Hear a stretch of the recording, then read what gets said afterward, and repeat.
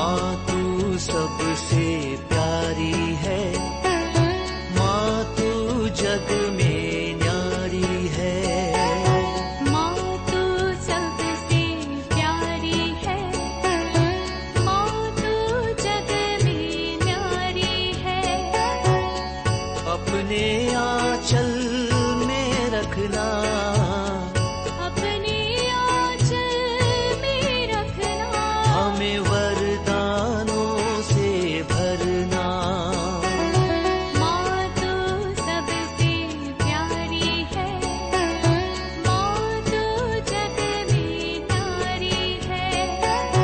माँ तू सबसे प्यारी है, माँ तू जग में न्यारी है। पिता, पुत्र और पवित्र आत्मा के नाम पर आमीन। आप सबों को जय यीशु। आज हम लोग प्रकाशना ग्रंथ का ये जो पढ़ाई समाप्त कर रहा है। मेरे मन में प्रेरणा ये भी आया है, अभी 2-3 क्लास और हम आगे लेने वाला है। इसको एक बार और रिवाइज करते हुए जल्दी जल्दी, क्योंकि कई महीनों से हम लोग धीरे धीरे पढ़ करके आ रहा है। हो सकता है कई लोग उसको भूल गया हो। मैंने आज शुरू में ही आग्रह किया था, आप लोग कम से कम 1-2 बार इसको पढ़ना है। ये बाइबल को अगर नहीं पढ़ेगा, केवल बैठ कर सुन रहा है, उतना अच्छा फल नहीं मिलने वाला है। जैसे जैसे मैं क्लास ले रहा हूं, आप उस भाग को 1-2 बार पढ़ना है, ताकि आपका जो डाउट है सब दूर हो जाए। तो हम इन दिनों में बाइबल का सबसे मुश्किल वाला वो जो किताब है प्रकाशना ग्रंथ, उसको धीरे धीरे पढ़ करके आ रहा था। अनेकों सत्य इसके द्वारा समझने का कृपा मिला। मैं आपको याद दिलाना चाहता हूं, जो लोग इस प्रकाशना ग्रंथ का क्लास नियमित रूप से सुनते आ रहे, सीखते हुए आ रहा है, ये सीखने के द्वारा ही प्रभु आपको अनेकों आशीष देगा। क्योंकि ईश्वर का वचन आप सुन रहा था, सीख रहा था। ईश्वर का वचन सुनने के कारण, इसको आप ग्रहण करने के कारण, विश्वास करने के कारण, जीवन में बदलाव लाने का निर्णय करने के कारण, आपके अनेकों जरूरतों की पूर्ति, आपके परिवार में आशीष इसके द्वारा आपको मिल रहा है। इसलिए जो लोग शुरू से नहीं सीखा है, इसके डिस्क्रिप्शन खोलिए, वहां पर आपको प्लेलिस्ट मिलेगा। रेवलेशन क्लासेस, प्रकाशना ग्रंथ का जो प्लेलिस्ट है, उससे अध्याय 1 का जो इंट्रोडक्शन है, प्रकाशना ग्रंथ के इंट्रोडक्शन से क्लास को धीरे धीरे सीख लीजिए। जब कभी आप प्रकाशना ग्रंथ को पढ़ रहा है, जहां कहीं भी आपको डाउट लग रहा है ये क्या है, तुरंत आप इस चैनल के डिस्क्रिप्शन में जाना, रेवलेशन जो प्लेलिस्ट है, प्रकाशना ग्रंथ का जो प्लेलिस्ट, उसको खोलना और उस भाग का क्लास को आप निकाल करके सुन लीजिए, ताकि आप इसको धीरे धीरे सीखते जाएंगे। जब जब पढ़ेगा, डाउट लग रहा है, उस क्लास को भी सुनते जाइए, सीखते जाइए। क्योंकि यदि आप प्रकाशना ग्रंथ को हृदय से सीख लिया, अन्य बाइबल पाठ सीखने में कोई दिक्कत नहीं। क्योंकि यहां पर कई चिन्ह है, कई इशारा है, कई अन्य मतलब है, यहां वहां से उठाया, पुराना विधान से उठाया हुआ, ऐसे ऐसे कई चीजें हैं। उसको आप लोगों को समझाने के लिए हमने प्रयत्न किया। मैं भी कई घंटों तक कई किताबों के सहारे पढ़ाई किया, कई बाइबल का जो वहाँ पर जो इंट्रोडक्शन में भी हो या टिप्पणियाँ जो लिखा हुआ हो, उनको पढ़ करके, और जो किताबें इसके ऊपर है उन सब पढ़ करके मैंने कोशिश किया नोट बना करके आप लोगों को कुछ पॉइंट समझाने का। तो आज हम लोग आखिरी वाला पोर्शन में जा रहे हैं। रेवलेशन चैप्टर 22 वर्स 16 से 16 से 21 तक, 16 से लेकर के 21 तक आज मन चिंतन करते हुए आज हम प्रकाशना ग्रंथ की पढ़ाई समाप्त कर रहा है, रिविजन होगा आगे। तो पढ़ते हैं वाक्य 16 में। ईसा ने कलीसियाओं के विषय में ये बातें प्रकट करने के लिए तुम्हारे पास अपना दूध भेजा है। यहां पर फिर से ईसा मसीह का एक शब्द, ईसा मसीह स्वयं कहते हैं। इससे पहले पिछले क्लास के अंदर हम लोगों ने ईसा मसीह ने स्वयं कहा मैं अल्फा और ओमेगा हूं, ऐसे सब बोल करके अपने को ईश्वर, और उन्होंने बोला है मैं अपने हाथ में पुरस्कार लेकर के आ रहा हूं, कर्मों के अनुसार मैं तुम्हें पुरस्कार देने वाला हूं, प्रतिफल देने वाला हूं। ये सब हमें बता करके दिया। अब फिर से वो अंडरलाइन कर करके बोल रहे हैं ईसा मसीह ने स्वयं योहन के द्वारा हमें संदेश दिया है। इसलिए कहता है मैं ईसा ने कलीसिया के विषय में ये बातें प्रकट करने के लिए तुम्हारे पास अपना दूध भेजा है। जो स्वर्गदूत आकर के योहन को जो समझा रहा था, प्रभु बोल रहे हैं मैं नहीं भेजा है उनको, मैं दाऊद का वंशज तथा संतान हूं। हमें इसहाक का ग्रंथ अध्याय 11 वाक्य 1 के अंदर आइज़ाया चैप्टर 11:1 में ये जो दाऊद का वंश के विषय में जो लिखा हुआ बातें पढ़ने के लिए मिलता है। और साथ ही साथ प्रकाशना ग्रंथ उसके अध्याय 5 वाक्य 5 के अंदर भी, रेवलेशन चैप्टर 5 में भी जो मेमने के विषय में जो लिखा हुआ है तो दाऊद के साथ जोड़ करके था, और उनका संतति के रूप में ईसा मसीह का दाऊद के संतान के रूप में पुराने विधान के अंदर भी है।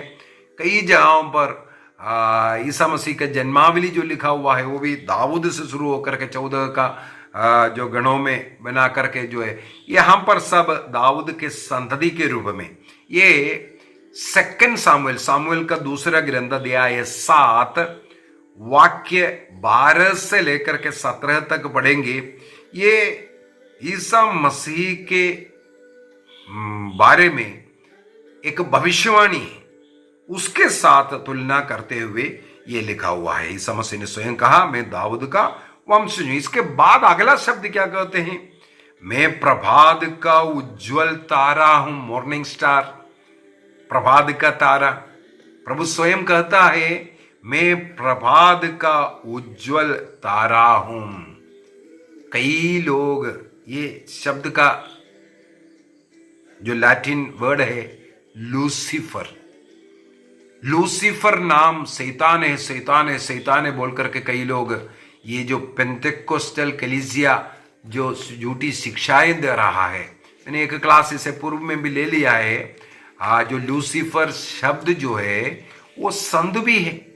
जैसे ईसा का नाम अभी हाल ही में मेरे एक दोस्त जिनका नाम ही ईसा है और उनका मम्मी का नाम मरियम है, उनका पिता का नाम जोसेफ भी था, इसलिए वो स्वयं इंट्रोडक्शन करते हैं। कच्चा सुसमाचार प्रचार का व्यक्ति, बहुत एक दानी व्यक्ति, बहुत अच्छा एक व्यक्ति था।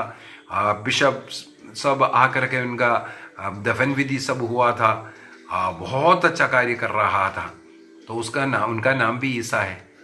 तो ईसा हम लोगों को बाइबल के अंदर भी कई ईसा नाम से लोगों को मिलता है।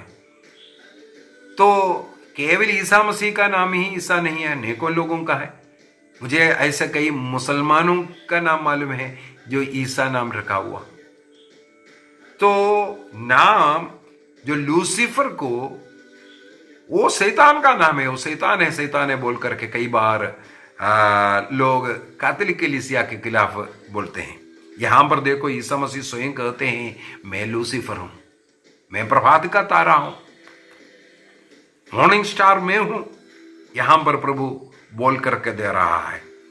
और ये बात हम लोगों को प्रकाशना ग्रंथ उसके अध्याय 2 वाक्य 28 के अंदर, रेवलेशन चैप्टर 2 वर्स 28 के अंदर एक प्रकार का एक भविष्यवाणी था, मैं उन्हें प्रभात का तारा प्रदान करूंगा, ये लिखा हुआ है। रेवलेशन चैप्टर 2:28 के अंदर प्रभात की तारा प्रदान करने के विषय में।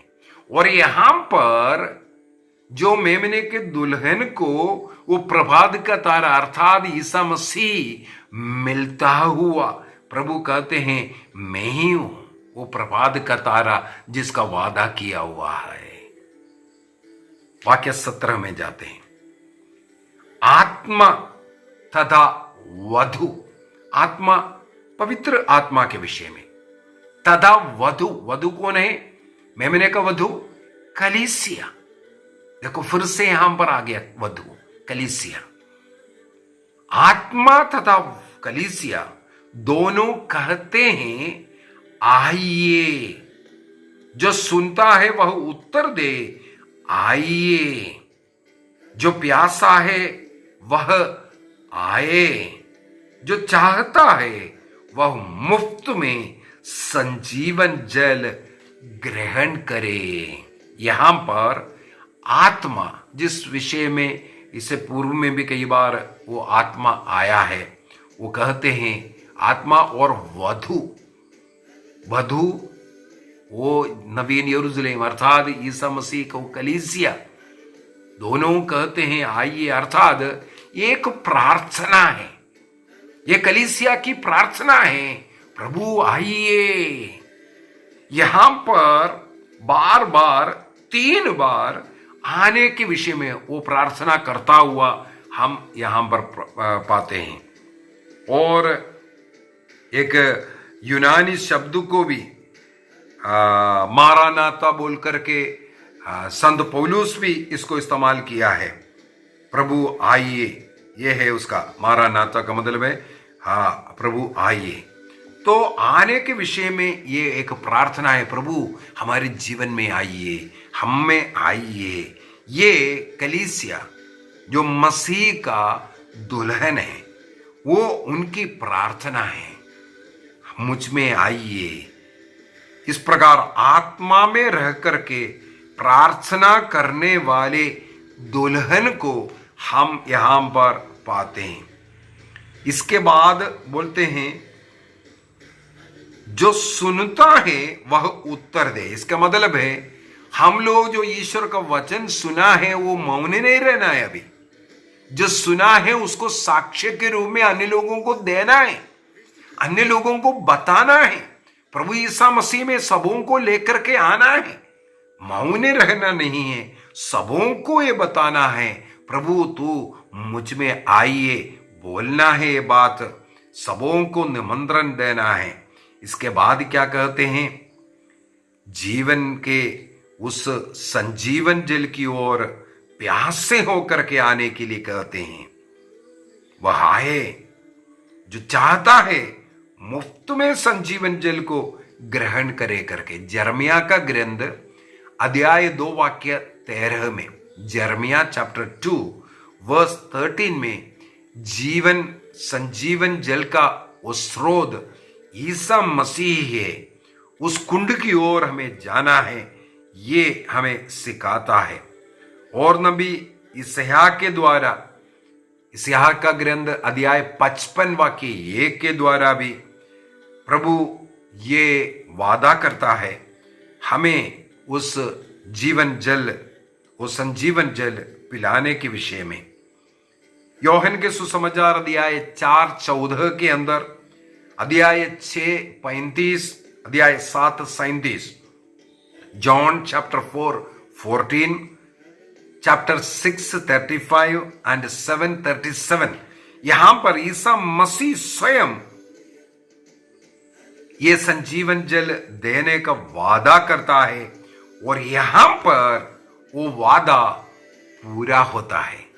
जो मसीह में, जो कलीसिया से जुड़ करके मसीह के साथ एक हो गया है, उनको संजीवन जल प्रभु यहां पर पिलाता हुआ।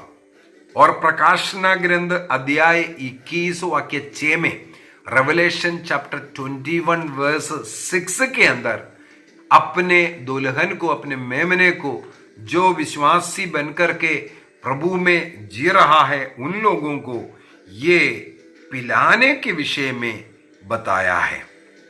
रेवलेशन चैप्टर 21 वर्स 6 में लिखा है, मैं प्यासे को संजीवन जल के स्रोत से मुफ्त में पिलाऊंगा। और यहां पर बोलते हैं, ग्रहण कर लो, तुम प्रवेश कर चुका है, अभी संजीवन जल को भी ग्रहण कर लो। वाक्य 18 और 19 में भी जाते हैं, जो लोग इस पुस्तक की भविष्यवाणी की बातें सुनते और उन सबों को वह चेतावनी देता हूं, यह चेतावनी देते, यदि कोई इन पुस्तक में कुछ जोड़ेगा तो ईश्वर इस पुस्तक में लिखी हुई विपत्तियां उस पर ढाएगा। और यदि कोई भविष्यवाणी का इस पुस्तक की बातों से कुछ निकाल देगा तो इस ईश्वर इस पुस्तक में वर्णित जीवन वृक्ष और पवित्र नगर से उसका भाग निकाल देगा। ईश्वर की भविष्यवाणी में विशेषकर इस प्रकाशना ग्रंथ को कुछ निकालना, कुछ जोड़ना नहीं है करके, अर्थात ये कलीसिया को दिया हुआ किताब है। जो कलीसिया जो आपको दिया है, कैथोलिक कलीसिया ने सन 382 में प्रकाशना ग्रंथ का इस किताब को जोड़ करके हमें नए विधान का 27 किताब दिया। किसने दिया? कैथोलिक कलीसिया का 382 के रोम के सिनड ने ये जोड़ करके ये लिस्ट बना करके, इसके बाद 92 के सिनड हो, आगे चल करके ट्रेंड सिनड हो, हर जगह पर इस किताब को पारित किया। तो जिसने किताब दिया, लिख करके दिया, वो सिखाएगा। मैं कलीसिया से हट करके अपने बुद्धि से सिखा रहा है। यहां पर लिखने का इसका शब्द का ये मतलब ये है, जो कोई कैथोलिक कलीसिया जो सिखाता है उसे हट करके अपने मन मर्जी से इसका अर्थ निकाल करके सिखाएगा, इस पुस्तक में लिखा हुआ दंड उनको मिलेगा। एक और उदाहरण, इसी वचन से एक और उदाहरण बोलता हूं। कई ऐसे झूठे प्रचारक बोलते हैं ये ईसा मसीह ने कहा है, ये भी गलत शिक्षा दे रहा है। ये ईसा मसीह ने नहीं लिखा है, ये संत योहन ने लिखा है। क्या प्रमाण है? इस पुस्तक के अंदर जितना भी ईसा मसीह ने जो बातें सिखाया उसमें इस प्रकार का टीचिंग नहीं है। दूसरी बात, यहां पर क्या लिखा हुआ है? यदि कोई इन वचनों में इनमें कुछ जोड़ेगा तो ईश्वर इस पुस्तक में लिखी हुई विपत्तियां उस पर ढाएगा। ये हम इस प्रकार का शब्द ईश्वर उन्हें दंड देगा, ये ईसा मसीह का शब्द नहीं है, बल्कि ये योहन का शब्द है। इसका मतलब देखो, यहां पर भी कई लोग झूठे शिक्षा दे रहा है। तो कौन सही शिक्षा दे सकता है? जिसने ये किताब, जिसने ये बाइबल हमें दिया, वो सही शिक्षा दे सकता है। 2000 साल से परंपरा से हमें एक किताब मिला हुआ है। उस परंपरा से जो सिखा करके आए आदिम कलीसिया के कई चर्च फादर्स, इसके बारे में कई एक्सप्लेनेशन, जैसे मैं स्वयं ये प्रकाशना ग्रंथ इस प्रकार सिखा रहा हूं, मैं अनेकों घंटों तक इसको पढ़ता हूं। कई भाग में कई दिन पढ़ा, क्योंकि मैं ढूंढते रहे उसका पूरा वर्णन सही समझने के बाद मैंने फिर कोशिश किया उसको सिखाने के लिए, ताकि कोई गलती ना हो। जो कलीसिया जो शिक्षा दे रहा है उसी को ही सिखाना है। अन्यथा यहां लिखा हुआ है इस पुस्तक में वर्णित जो दंड है, विपत्तियां उस पर आएगा। सेकंड लिखा हुआ है जीवन वृक्ष से और पवित्र नगर से उनका भाग, अर्थात उससे बाहर निकलेगा, नरक में जाने का कारण बनेगा। जो कैथोलिक कलीसिया जो शिक्षा दे रहा है उसके विपरीत यदि कोई शिक्षा देता है तो, क्योंकि ईसा मसीह ने अधिकार पेतरुस को दिया, पेतरुस की कलीसिया को दिया। वो जो सिखा रहा है उसको हमें सीखने की जरूरत है। और यदि हम लोग डिट्रोनमी विधि विवरण ग्रंथ उसके अध्याय 4 वाक्य 2 के अंदर मूसा नबी ने विधि विवरण ग्रंथ देते हुए भी यही बात कहा था। ईश्वर ने मूसा नबी के द्वारा भी ये बात बोल करके दिया, इसमें कुछ जोड़ना नहीं, इससे कुछ निकालना नहीं। और संत पौलुस गलातियों को लिखते हुए गलातियों का पत्र दिया 1:8 गलाटियंस चैप्टर 1:8 में जो हम सिखाया है, जो कुछ हमने लिख करके आपको बताया है, इसके विरुद्ध में कोई भी आकर के, चाहे स्वर्गदूत आकर के सिखाए, वो शापित है। अर्थात केवल कलीसिया जो सिखा रहा है उसी को ही सीखना है, उसी को ही सिखाना है। उससे हट करके जो कोई अपना बुद्धि का इस्तेमाल करते हुए जो सिखा रहा है, अपना अपना गुट बना करके अपना मन मर्जी, केवल पैसा कमाने का, केवल नाम कमाने का, ऐसा जो कार्य करने वाले लोग, जो झूठे प्रचारक लोग, जो झूठे भविष्यवक्ता लोग, ऐसे लोग एक ही लक्ष्य है उनका, पैसा कमाना। और कैथोलिक कलीसिया के अधीन रह करके नहीं, हट करके कार्य कर रहा है। वो किसी को अथॉरिटी नहीं दिया हुआ है। मसीह ने अथॉरिटी कलीसिया को दिया है। आपको इस कलीसिया में रह करके ही ये कार्य करना है, इससे हट करके नहीं। जो कलीसिया सिखा रहा है उसी को। इसलिए गलातियों को लिखते हुए संत पौलुस बोलते हैं, वे लोग शापित है जो कलीसिया नहीं सिखाता, उसी प्रकार जो सिखा रहा है। जो जोड़ना और निकालने का मतलब है हम जो सिखा रहा है उसके अंदर। अभी यहां पर भी एक झूठी शिक्षा चलता है। यही वचन कोट करके बोलता है कैथोलिक कलीसिया ने 7 किताबें जोड़ दिया। मैंने एक क्लास अभी हाल ही में उसके विषय में डाला था, कौन जोड़ा कौन निकाला, कौन जोड़ा कौन निकाला। कैथोलिक कलीसिया ने कोई किताब नहीं जोड़ा। हां, जोड़ा है नया विधान, 27 किताब कैथोलिक कलीसिया ने इसका नियम बनाया। ये 27 किताब, नया विधान का 27 किताब कैथोलिक कलीसिया ने सन 382 में हमें दिया। उससे पहले अनेकों ऐसा किताब था, लेकिन कौन सा किताब को बाइबल में भाग लेना है, एक नियम बनाया। उस नियम के अनुसार मैंने इसका सब क्लास ले चुका है, क्या क्या नियम था, क्या देखा था ये 27 किताब में, क्यों एक 27 किताब है, अन्य किताबें क्यों नहीं है। पेतरुस का जो कार्यकलाप का एक किताब है, क्यों नहीं है। संत थॉमस का एक सुसमाचार है, क्यों नहीं है। इसका सब कारण मैंने उस क्लास के अंदर बता करके दिया था। तो कैथोलिक कलीसिया ने ये उसके लिए एक मापदंड निर्धारित किया।